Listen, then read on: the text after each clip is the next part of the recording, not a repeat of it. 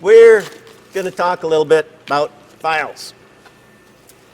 And very, very big peeve I have, because some file terminology, some is a little vague, different things you can choose to use for words, but some are very specific, and you see this on eBay all the time. See this file here? This is not a 20-inch file. This is, just like it says, 16. You measure your file from the end to where the shank is no more, where you have a full file, where if we wanted to cut the whole part that's just handle, you got 16 inches, not quite of working space. I mean, if this has got 14 and a half inches of teeth, but you have 16 inches that you can stroke across. So that is how they size them. This is a Cooper's tool. I think it said USA. It is a mill bastard. What is a bastard file? Well, it had parents, but a bastard file is a coarse file, not as coarse as a coarse rasp or rasp file. So there's some terminology, and I had to look that up again. I knew bastard was coarse. There is, some call it fine, and there's smooth, and there's medium. People use those terms differently, but initially I was told bastard, medium, and smooth as far as getting finer, and that's just the spacing in between them. If you look up actual specs on the file, what you're going to find out is for a given file from a given manufacturer, they're going to tell you how many teeth per inch, just like you would on a hacksaw blade. And each of the little teeth is like a chisel. It goes across, it's a little line, and one of the things is, which is more important, and mill files are sort of, they are a shape, but mill files are not always the same. If you look at this one here, this is a mill bastard single cut. And I don't totally know why, but a single cut file will give a better finish than a double cut. The double cut is where you have it going at an angle the other direction. And then there is a triple cut that you don't see too much, where they have straight cuts across it. So you have lots of teeth on, little teeth, the little pinnings roll up in there, bind up, and just they get across each other. The single cut makes the smoothest cut. And from what I've noticed, well, the multi-cut, and I've got a few of them usually because you can't buy single cut all the time. They're supposed to cut quicker. I've seen the double cut work a little bit quicker for the same file sometimes, but not enough to where I would bother buying it. I would, however, and I've seen before, this same size mill bastard with coarser teeth. Now, that could be because it was a really old file, and they expected us to do more work with files in the old days, where now you rough it a lot of times with a grinder more than what you used to. When I first was, I didn't take a whole lot of files. My first metal shop instructor told us how wonderful files were, and I didn't really believe him. And I was working on my car. I was 16 years old, and and I had bought a cheap 9-inch grinder, and it was cheap. And in fact, I think it was a 7-inch grinder, but anyway, it was cheap. And this was like the third one of them that had burnt out. And I needed to grind down and make a spacer out of an old part of a door hinge. So I had torched the door hinge off, and it had about 1/4 of an inch left up on it. And I went off to go get the new grinder, and in the meantime, my dad said, I'm going to play with this while you're gone, and I might show you something, son. While I was gone, now I traveled about 30 miles, a little bit of traffic, exchanged the grinder, came back, but while I was gone, my dad had filed down that 1/4 inch by hand with this piece in a vise. And so it did teach me what you could do, and I've done similar at times when I needed to. I would avoid it though. My old elbows, I can feel when the joints have been used doing that a lot. I used to hacksaw a lot of material off of stock racks too. Portaband, good thing, beautiful. I thought they were foo-foos for a while because I got into being able to do the stuff by hand. I was doing exercising at the gym a lot. I was tough and I did it, but you get to a point where your elbow starts wearing out from doing so much of that. And yeah, the Portabands, they were a lot of money percentage-wise. It's part of why I didn't buy one for a long time, and it was just like, yeah, we can do it. You get tired after a while. I'd go over to a stock rack, and instead of pulling the stock in the shop, I'd take a hacksaw, and I would hacksaw through an 1.25 inch shaft regularly, just by hand. That was just what we did in those days. And that way you didn't have to bring the whole thing in. You didn't have to bother the forklift driver. Anyway, we don't do that now. And Portabands come with battery version too. So anyway, so that is, but the measuring on a file. This one is says it's a blunt mill bastard, which is interesting. And that's also the sides on a file. This side here files. Some of them are safe. When they say the edges are safe, they're just smooth. There's no cutting on the edge. So sometimes it's nice to have the cutting on the edge. Other times it gives you problems. If you have a shoulder on something and you want to be able to file up to it, use it as a guide without tearing up that edge, well, you want a safe edge. You could convert this into a safe edge by taking it over to a grinder and grinding it down, because it doesn't have to run perfectly straight along the side while you're going along another surface. Also, files are, a good file is precision. It is flat from one side to the other. And they're not perfect, like this will be bent a little bit, but it will be consistent if it has a little curve to it or something, so when you're putting pressure on it, it cuts consistently. That's what I find from the Nicholson files. Now, I haven't really tried the newer Nicholson that are no longer made in the USA, but the old USA factory. And I went out a while back and searched for all of the 16-inch ones I could find, as I found out they were no longer from the same factory. New factory might be fine. I forget where it's at. I'm thinking Mexico, but I don't know. And I can tell you that there is a lot of difference in the file not being flat from other brands. And I've seen this for a long time. Going back 40 years ago, the Nicholson was the only one that made a truly flat file. So, yeah. Yeah, well, and then also another little neat thing with files here is the carbide files. And I've collected a few of them, similar. This one here, you have a carbide block and they've ground teeth in it. This is actually the only one I've ever used out of my carbide files. I think I might have used one other one. I've bought a bunch of them. I wanted them for a long time. They were too expensive. I found them inexpensive. So we bought a bunch. And now I still try and take care of them like they're really, really tough to get. They should cost you somewhere under $300 to buy one today. When I first saw them, they were $600, and that was back in 1981. And that was a lot of money then. So I couldn't convince anybody to buy them for me. And now I buy them for myself, which I waited for a good deal also. First one I bought surplus, I think, for about $75. And then I bought a whole bunch of them for under $50. And I bought the first couple because I thought it was neat, and then I noticed he had more, and I said, how many do you have? And I think he had about 30 of them, and I said, would you sell them all to me? So he was happy, I was happy.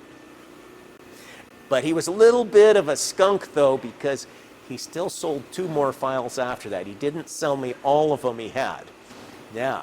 But he did sell those actually cheaper than the others, and I figured out it was good for someone else to get a deal and have a couple of them. So it was okay, but he wasn't honest. Not 100%. Or maybe he found them later. That could be. He might have thought he was. Let's look through files. Machinery's Handbook here again. Axis back, bastard cut, we already... A blank, well, a file blank would be the material before you make the file. What it's made out of. And what are files made out of? They're normally made out of a high carbon steel, and it will have some alloys in it, but it's not super that you can do everything with it. If you want to make a knife and have the knife flexible, obviously you're going to reheat treat it. It's okay steel. It's not the best. You know, it's good for what it is. It's not as good as high-speed steel. It's not as good as A2 steel, but they are available in a lot of places, and obviously they're hard enough to cut metal, so they have a purpose. Blah, blah, blah, blah. Anything else? You can read this all yourself, too. Okay, recut. Oh, something that you'll see lots of times, yes. And it's in a lot of the old books and stuff. Files, even though it was they built up over time. I think if you found a file from 1890, you'd find that even a Nicholson file is probably going to have waves and not be flat and not have the precision that they had from the files I've seen from the 40s on through the 90s. You know, I don't think that you would find that same precision in a really old file. On those really old files, though, there was a lot of labor in making the files. They were expensive, and there was a common procedure that people would do after you had worn your file down. They'd dip them in acid. And because the acid would burn away more at the edge, if you got the right amount of time, it would resharpen the file. But it's going to be even more wavy, crooked. It's not something you really want to do today. There's really no point. Even, your best file, if you were going to sharpen it with acid, you're better off buying a cruddy file that's new and out of China. Even though I may not like those low-grade files, you're better off with that than one that's been sharpened by dissolving it away in acid. It's something you'll hear about. I'm sure it works to a certain point. It's not an accurate procedure, and I see these as a machine tool. I don't know for sure if I mentioned this before in a video or not, but I had many years ago, we had an extremely expensive, it was a transit. It was an early transit that was very expensive, plus they wanted a new electronic device added on it. And this was back in the early 80s. And it would self-calibrate, so they really didn't care on this transit. It was made by the transit company. They didn't really care where the surface was that was flat, but they needed a flat surface for mounting it. And so all of the other machine shops in town were afraid to tackle it because they could see that clamping this thing down to a mill was possibly going to break this main frame of the transit. It was a nasty shape to deal with, and then there were a couple of holes that had to be drilled and tapped, which we did that. We made a little transfer plate so that we could make sure that the holes were straight. But again, you first had to have that flat surface. Well, we did the flat surface with a file. And I think it was actually smaller than this one because it was just a little thing. And it took about 3 strokes across this aluminum part. And you were done. So we did a very complex job as far as if you were just wanting machines to do it by hand tools, by using a hand file. And there was a part I was looking at in one of my machining magazines this morning that I was wondering if a similar tack on it would have been good, but they're doing it with very complex shape on this part. And the whole article was about how they fixtured it with glues and 3D printed pads, and then they turned the CNC on to make the different weird angles for the holes. And I was just looking at this and thinking, you know, you could make, still using the 3D printed pads are good, still using the glue, but making a fixture, because all they really needed to do, it was complex angles and complex holding, but it was just holes. It was just drilling holes. So I was like, we could make a steel fixture that would go around this part, still have the soft 3D printed parts, and some drill bushings. And you could come in with a hand drill and drill the holes. It just seems like that would be a lot easier than having to fight with putting it in the machine, clamp it down. Either way, it's fine. I mean, they were done with their job. It was a nice article. It well pointed out that you can use adhesives for mounting things when you have a surface that's close to the correct shape to hold it. And you would still want that. Whether or not it really needed to go in a machine and be calibrated with all of these curves versus making a fixture. Either way, but files do work. You can do hand work with them. Another one with rasps. When we mention rasps, you generally consider it a rasp when it's coarse, but it's more what you think of for taking off lots of material. This one is definitely considered a rasp. I have used it for aluminum. I've used it for body work. It does not flex. They make a flexible one. I don't know if I have it anymore. I used to have one when I did body work that had there's the blades for it. This one here flexes. And this one, when you're doing, especially if you're doing lead work on a car, if you're leading it instead of using body putty, this is definitely what you'd use for your first shaping. And it bends. It's relatively hard, but not hard enough where you could file steel with it, but it bends. You can actually put a curve to it and match the curve on your body. And there is, I probably still have it, I don't think I threw it out, but a body file that has a strut on the back of it that adjusts with a bolt so that you can adjust the curve you set that to. I would hope they're still available. This actually is from the farm, and this was for rasping the horse's hoofs away. And I would imagine that farriers still have those. And that came from my dad's box. Or from a garage sale. I don't know for sure. Let's see. Sometimes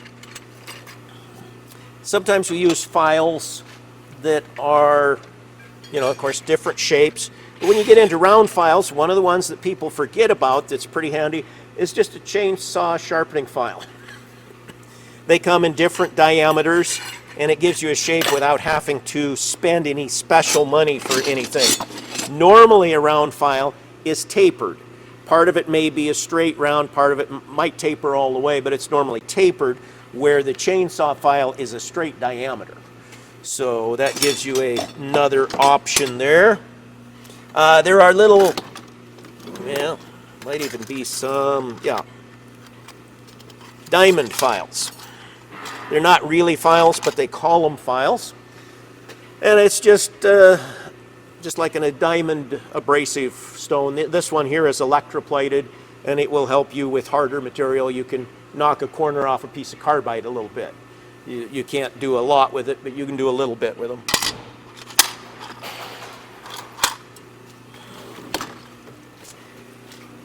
And let's see.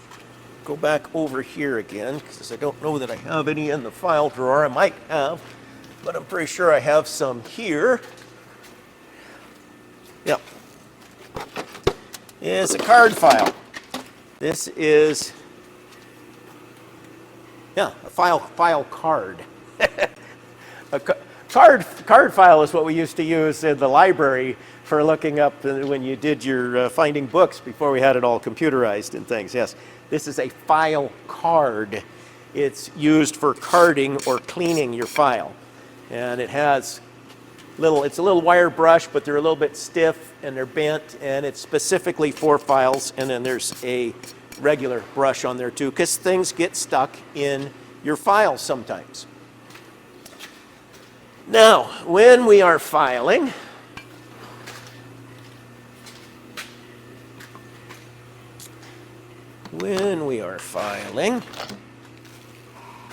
and this was not a hard piece here, and I'm not going to cover filing on the lathe because that's a different thing, and we already did that in another video. You can look it up.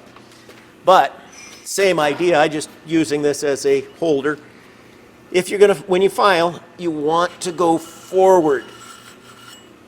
And you can see if you go forward with a nice file, and this is not quite as nice as that really big one, but it made a fair amount of a flat spot fairly quickly.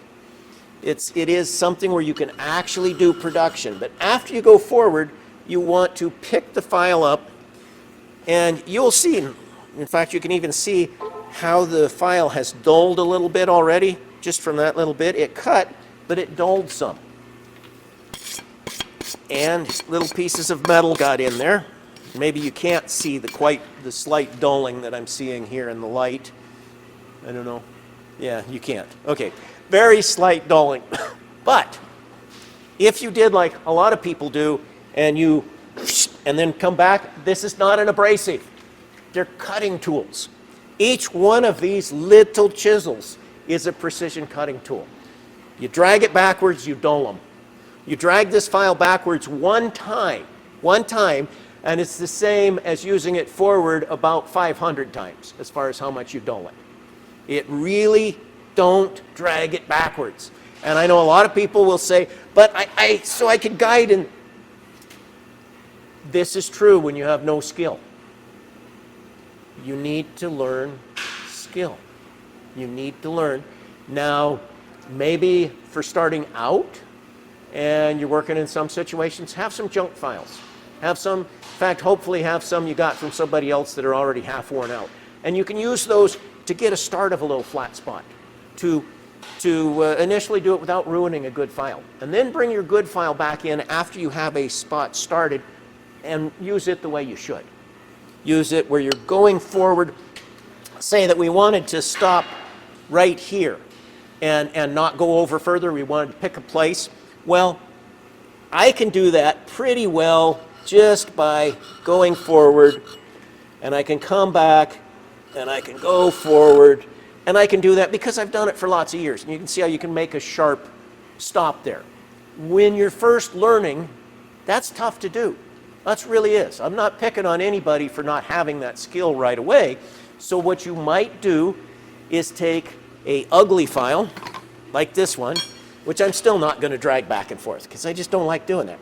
But you could take an ugly file, and this one is not as ugly as the ones you probably are thinking are ugly. It's just dirty right now mostly. But you could take it and you could drag it back and forth a little bit to get yourself a starting edge there if you wanted to have a point to start so you're not just skidding across the whole surface. Then you can come back, take your good file, but don't drag your good file backwards. If you're going to drag some of them backwards, have some junk files for doing that as you first learn. And then when you get into it more, we'll see how much better this looks if we card it.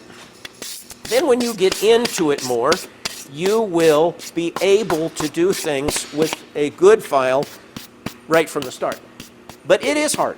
It is hard when you start to be able to take the cutting motion, resist it, and still keep a straight line. It just takes to get the right hand coordination. Now, this one here, I'm trying to think, this carbide one, I'm trying to think of what we've got that's hard but not too hard. I think our parting blade is harder than what I want.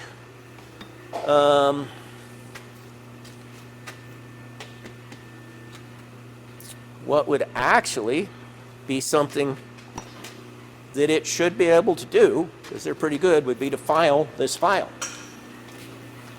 But I'm not going to file this file, because I'm going to find a worse file.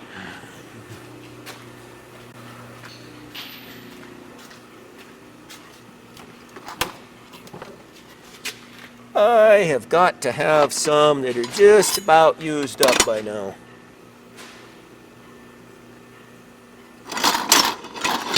Well, this one could use a safe edge anyway. So we'll make one edge safe. We'll file the teeth off of it.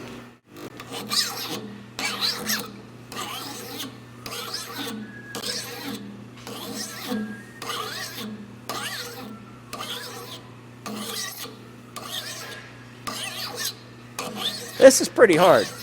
Usually this file cuts a little better yet, but that's, you don't normally file a file. I knew I didn't want to file a good high-speed steel and just ruin the file. Does a really good job. It'll file down a ball bearing pretty good.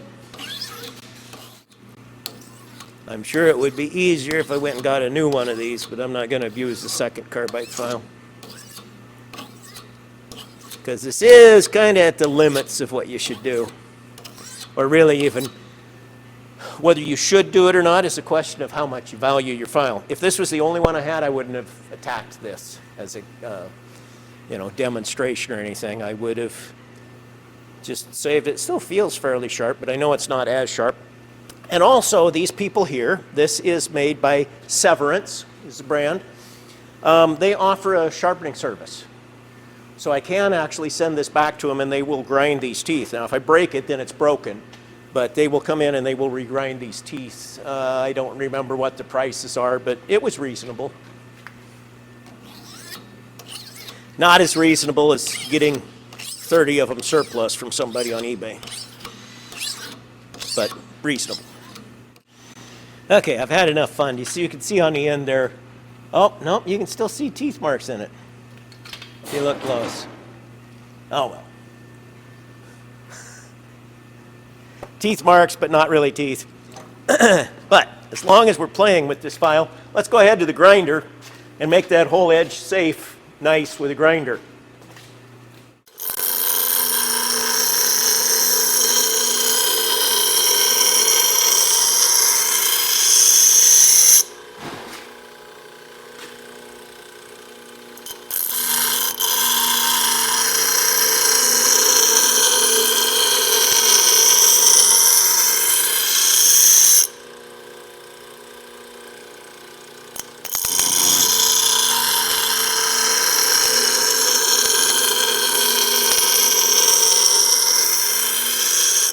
I could definitely tell that I had worked on that front part because it didn't take nearly as much. But anyway, so now we have an edge on that will not file things. Let me see. I'm sure there's lots of stuff that I was thinking of about files. They're good tools. Thread files. Thread files. Thread files. Unfortunately, now a lot of times for thread files, cleaning up threads, you'll use just a triangular file, and we better find something, a bolt or something also. Let's just grab these.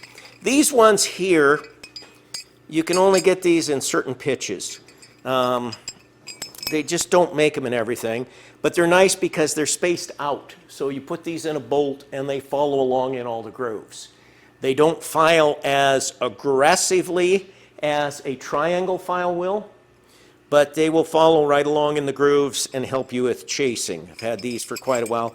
This is 11, 14, 10, I think 8. Anyway, they have some different series on these, but it seems like a lot of times you don't have the one you want. There's 13, 14, 18, 16, 11, 12, but like I don't see an 11 and a half here, which is a common for pipe, but I thought he did. This one does. Yeah, this one. I thought this one here was more for pipe. It's got the 11 and a half, 14. This one is mostly for pipe. I don't remember what 10 is used for. 8 is pretty common. Don't remember the pipe fittings using 10. Doesn't seem to ring a bell, but probably more common than what I'm thinking right now. Yeah, so let's go grab a couple other files and a hammer. So you have your bolt that you were using and it gets a dent in it so that the threads are messed up. You can use your, probably didn't grab the right thread file, not even sure if I got one here. Anyway, if you have your thread file that matches it, you can go along and it will just clean those out. One I actually use more of the time is a plain old triangle file. The triangle file, it will still chase in each one of the separate grooves, so you can still use it individually. And of course, you're not replacing metal, you're just making up for the fact that it was smushed to the sides. One of the advantages with using a triangle file is you can specify, you can pull a little bit to one side or the other if the smash is not absolutely even. You can steer it a little bit. And that's something too. When let's get back, well, we'll find something to work with. I'm going to grab a good file here. This one has been used on one job. And I think that job made us about $7,000. So while I don't like to ruin or get rid of files that are good, what wear and tear has been done on it was well compensated for. And how do you make that much money with a file? Well, it wasn't just this file alone, but we built up a surface. It was in a remote location. We ground it down. We were using gauge blocks, checking it with feeler gauges, grinding spots, and this was the file that did the final finish to get it all blended in together and flat so that the bearing could fit back properly. I was a little surprised, even after the time my dad did that job where he was showing me, first job that I had when I came to Fairbanks, man actually had me surfacing bearing caps with the file because we had no way to machine this unit off. It was not a real intricate or precision bearing cap. It was the caps to go around the finals on a D8 bulldozer were the swing frames. And I think the actual cap, I think we bought new caps and then did the final surfacing on the swing frame itself. Initially, it got roughed off with a milling machine, but the milling machine was just a Bridgeport-style milling machine turned around backwards and then milling it off with the ram, which I really hadn't thought about because that was done before I got there. They had already done that on this particular part, and then we file finished them to make it smooth because it was just somewhere.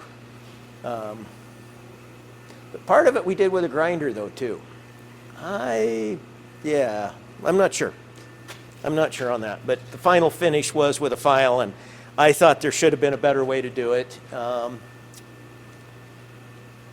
I can understand it now, you know, having my own shop. At that time, when you're working for people, a lot of times it's easy for you to think, you know, if you just had this machine, I mean, yeah, what's another $50,000 that you spend in the 70s, or an extra $200,000 you spend today? I mean, if you're just working there and you don't have to come up with the money, it's just obvious that your employer should do that. It doesn't always make sense though. And most of the people in the class of work that I'm doing today, while some of them do have employees or are employers, or are employees working in a small shop, majority of the shops doing this kind of work that we do most of the time are one-man shops. So you understand both that machine is expensive and that you can do things without it and pocket the money. So when we file this, put a hand on the file and you can feel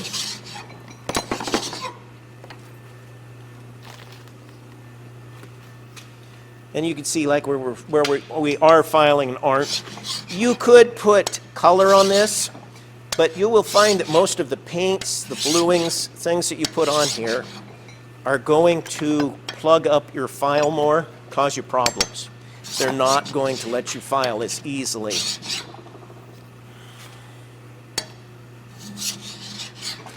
And what you do, if you get to where you are measuring, and you are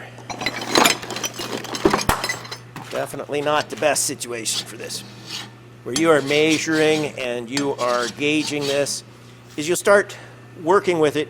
You won't change. You will let the file guide over the whole surface, But if we need to take a little more on this side, you put your hands on that side so that the shavings it puts off are just a little bit crooked. So it still makes a smooth surface. You're guiding generally with what we've got here, but you guide it to one side or the other with your pressure. And so you can steer it to make a different fit out of it. You can also sometimes file in the cross direction. Now, like on this one, we don't have nearly as much guiding surface, so it's a little bit harder to get that straight.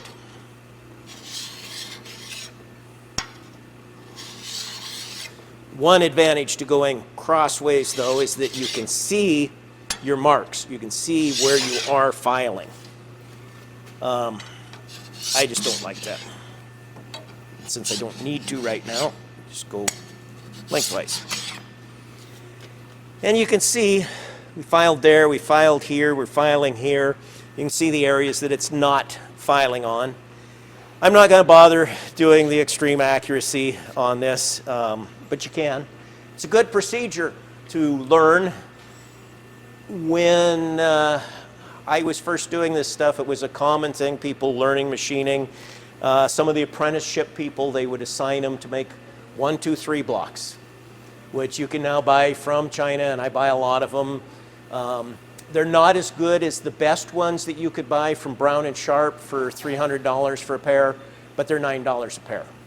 I think I pay about $11, $12 now delivered to Fairbanks, but they're inexpensive. You can use them, and they're more accurate than what you normally get by practicing with your file. I know a lot of people have said, no, I did, and you could do this. I mean, you could do the file, you can hone it, you can lap it, you can learn all of that. You can learn as much of it as you want to. You can learn scraping. Some people, when they did that, they would scrape them in. And generally, they would end up with a very accurate thickness where they would measure it, and the scraping would be beautiful. Square would be a little bit tougher to guarantee for most of them, the people. But they did that when they were first starting in the trade to get experience. It was just a project that they would do. Those projects are good, hard to justify in this day and age. A lot of times you've got to learn to do some of these skills on the job while you're doing something. Like the man that I had. I did not file that last job. My body does not like doing that as much as it used to.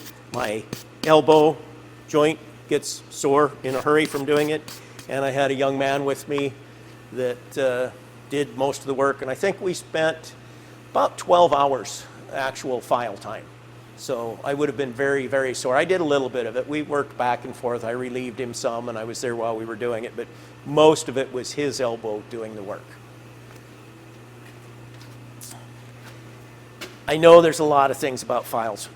Wonderful tool. I don't know what I'm leaving out, what I'm thinking of. I guess the biggest thing overall with a file, the biggest thing is it truly is a tool that allows you to do machine work. We could say, oh, you're not using a machine, you're just removing metal. You're just removing metal.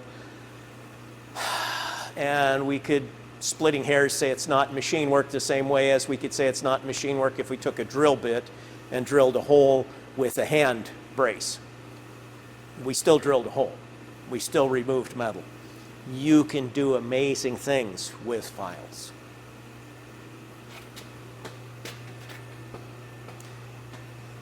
And maybe when I look at it, I'll see things I forgot all about. Other people mentioned stuff. I don't know.